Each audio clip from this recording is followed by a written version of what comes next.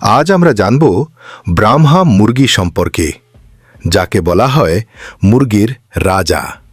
এদের ওজন সাধারণ মুরগির চেয়ে অনেক বেশি হয় এবং পায়ে পালক থাকার কারণে দেখতে আরও আকর্ষণীয় লাগে।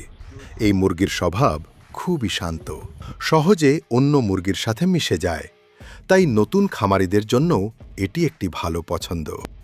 খাবারের কথা বললে, ব্রাহ্মা মুরগি খায় ধান, গম, ভুট্টা, শাকসবজি এবং প্রোটিনযুক্ত খাবার।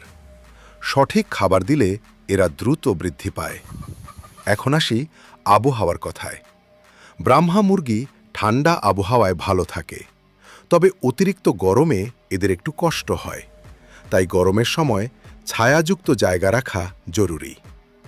যত্ন নেওয়ার ক্ষেত্রে সবচেয়ে গুরুত্বপূর্ণ বিষয় হল পরিষ্কার ও শুকনো পরিবেশ, কারণ এদের পায়ে পালক থাকায় ভেজা জায়গায় দ্রুত সমস্যা হতে পারে। ব্রাহ্মা মুরগি শুধু সুন্দরী না, এরা ডিমও ভালো দেয় এবং মাংস বেশ উন্নত মানের হয়।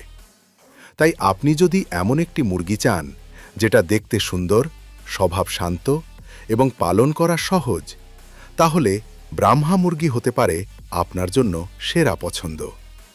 শেষে একটা প্রশ্ন, আপনি কি ব্রাহ্মা মুরগি পালন করতে চান? কমেন্টে জানাতে ভুলবেন না।